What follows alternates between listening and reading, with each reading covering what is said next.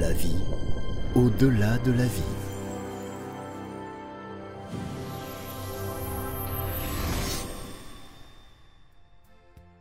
Alors qu'il était chez sa grand-mère, Yann la remerciait pour ses friandises faites maison. « Je me souviens encore de mon enfance, quand j'ai mangé tout ça chez toi. »« Il est temps que tu rencontres ceux qui te sont proches de ta vie antérieure. Ils ne se sont pas encore incarnés et ils t'attendent. »« Oh, avec plaisir. Oui, j'ai très envie de les voir. Pourquoi ne sont-ils pas venus tout de suite à ma rencontre ?»« Pour commencer, ils vivent dans une autre région, dans la toundra. Ce sont des gens du Nord. Ils sont habitués au froid et à la neige. Ici, nous n'avons pas de saison. Dans une région, c'est toujours l'été. Dans une autre, c'est le printemps. Dans la troisième, c'est l'automne sans fin. Et dans la quatrième, c'est toujours l'hiver. Et les gens vivent où ils veulent, ou bien ils voyagent en fonction de ce qu'ils veulent faire.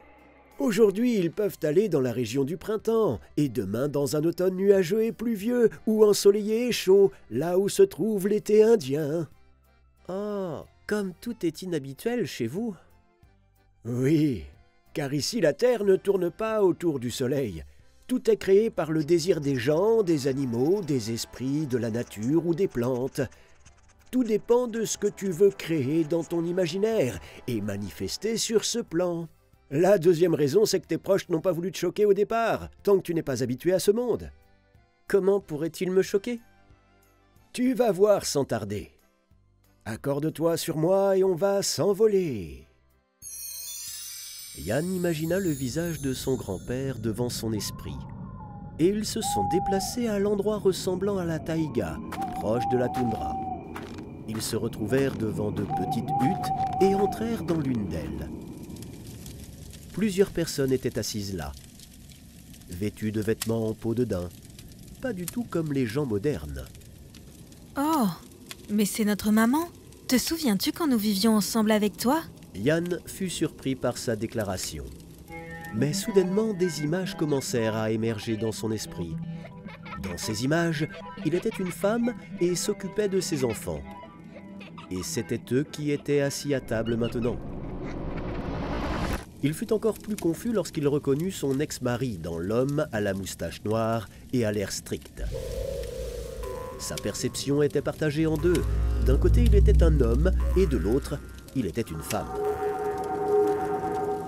Le choc l'a conduit à s'asseoir devant la porte, ne sachant pas comment réagir, de manière nouvelle ou ancienne. Des événements de leur ancienne vie lui ont traversé la tête.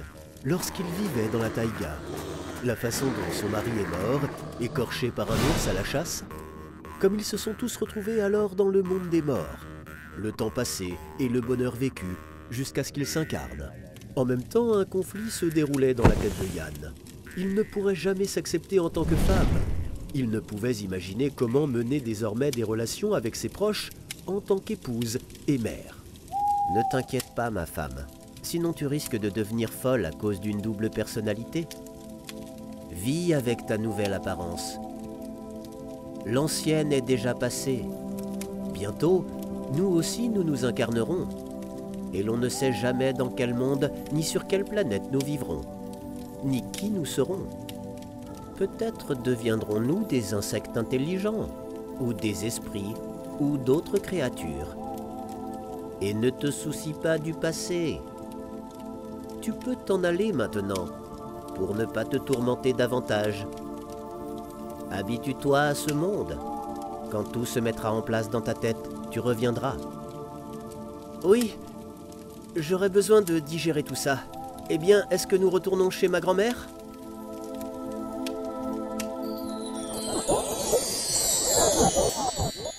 Abasourdi par ce qui s'était passé, Yann s'est assis chez sa grand-mère sans vouloir manger ni boire, repensant au fait qu'il a été une femme. « Oui, petit-fils. Nous avions de nombreux modèles sur Terre qui limitaient nos pensées. Ici, ils s'effondrent. Et puis surgit un accroissement de conscience. » Mon soi-disant mari disait qu'il existe des insectes intelligents. Est-ce vrai? Oui, bien sûr. Ton frère d'une vie passée est maintenant incarné dans leur monde. Accorde-toi sur moi et allons voir comment ils vivent. » Yann s'accorda à son grand-père, et ils se transportèrent sur la planète des insectes intelligents. Yann vit d'énormes maisons pyramidales, ressemblant un peu à des termitières. Une multitude d'insectes s'agitaient entre eux. Tous étaient très grands. Yann et son grand-père ont volé jusqu'à une fourmi aussi grande qu'eux. Après avoir regardé la fourmi de près, Yann a commencé à se rappeler des scènes d'une vie passée, où cette créature était son frère. Il a ressenti une impression de lien du sang envers lui. Il les a aussi remarqués. Puisque les insectes pouvaient communiquer par télépathie et voir le plan subtil, ils ont commencé à échanger. « Virk, c'est toi ?»« Oui, Oma, je vis ici maintenant. Et toi, je vois que tu étais un homme dans la vie après l'incarnation. Tu es mort si vite. » Oui, je m'étais réincarné en tant qu'homme, mais je me suis suicidé et me voici de nouveau dans le monde subtil. Et toi, mon frère, comment vis-tu dans ton monde ? Plutôt bien, je reçois une nouvelle expérience de la vie des insectes sur cette planète. Nous sommes plus développés spirituellement que les gens sur Terre. On vit mieux aussi, dans l'amour et l'harmonie. Avant, différents types d'insectes étaient hostiles et se détruisaient les uns les autres. Mais après que Dieu nous a envoyé les avatars de chaque espèce d'insecte et qu'ils ont commencé à nous aider à nous développer spirituellement, la paix et la prospérité sont venues. Et maintenant nous communiquons par télépathie. Je te vois toi ainsi que le monde subtil. Avant, quand nos cœurs étaient fermés par l'égoïsme et l'ignorance, nous étions comme les gens sur Terre. Les créatures peuvent-elles évoluer sous forme d'insectes ? Bien sûr. Les plantes, les animaux, les insectes, les esprits, les êtres inorganiques suivent tous le chemin de l'évolution. Ce ne sont que des branches différentes où ils obtiennent les expériences manquantes pour leur développement. Après tout, la perfection est une expérience sans limite. Même les cristaux évoluent, de simples pavés à des pierres, comme le Kintamini. Ils sont aussi vivants. Dieu s'est-il incarné sous la forme de punaises de lit et de cafards ? Sous forme de mouche ? Oui, ma sœur Oma, la forme n'a pas d'importance. L'âme peut s'incarner dans n'importe quel être et Dieu aussi. Ce qui importe, c'est le niveau de développement de l'âme elle-même, pas sa coquille. J'ai entendu quelque part que seule la forme humaine peut évoluer. Nous devrions apprécier d'incarner les humains, et non pas les animaux ou les plantes. C'est la ruse des enseignements religieux, de sorte que l'homme valorise davantage la possibilité de développement. Mais c'est pardonnable, car sans l'intimidation et la promesse du paradis, il est impossible de faire réfléchir les ignorants pour les faire tendre à la perfection.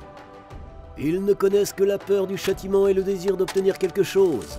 Par conséquent, dans beaucoup des enseignements répandus parmi les barbares, il existe de nombreuses astuces de ce type. Mais il est impossible de faire autrement, puisque le barbare ne peut percevoir la vérité qu'entrecoupée de mensonges. Dans sa forme pure, il serait incapable de la comprendre. Plus les gens sont ignorants, plus les prophètes doivent écrire de contes de fées pour les appeler à la spiritualité, ou du moins à une existence plus harmonieuse et raisonnable les uns envers les autres. Je n'aurais jamais pensé que les insectes pouvaient être aussi grands. La taille donne aussi une certaine expérience. Il fut un temps où les nains et les géants vivaient sur Terre. Il y avait des dinosaures, ils appartiennent à la branche des lézards qui évoluent aussi. Ils devaient être si grands pour acquérir une certaine expérience. Maintenant, seuls les petits vivent. Dieu voit qui a besoin de se tester et d'expérimenter pour son développement.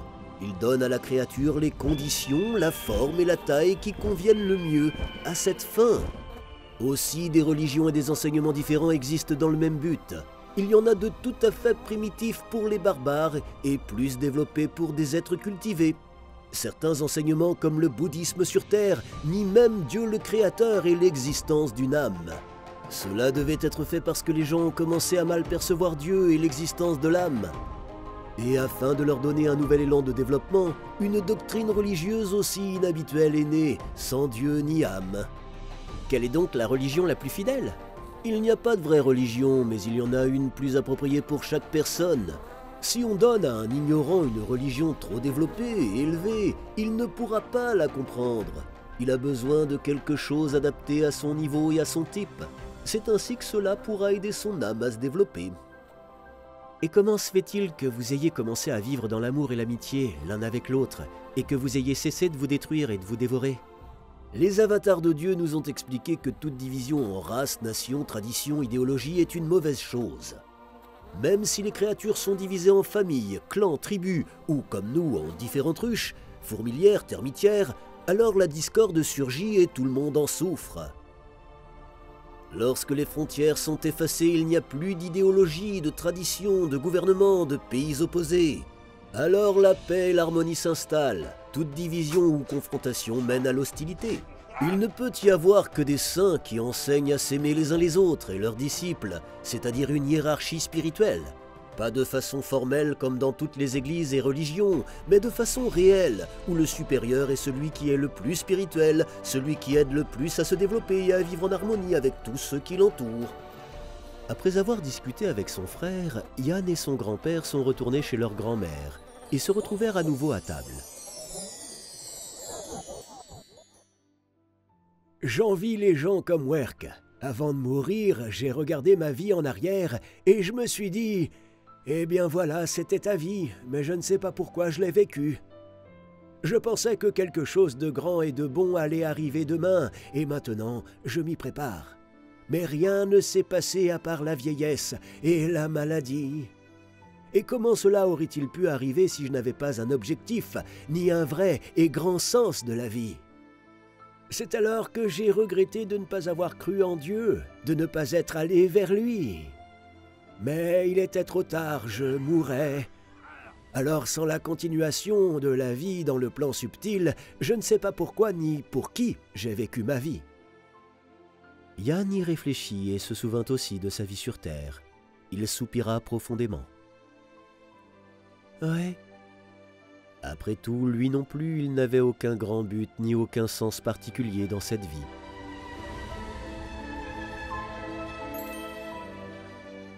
Le dessin animé est basé sur le livre « La vie au-delà de la vie ». Lisez « La vie au-delà de la vie » sur le site amazon1.org/books.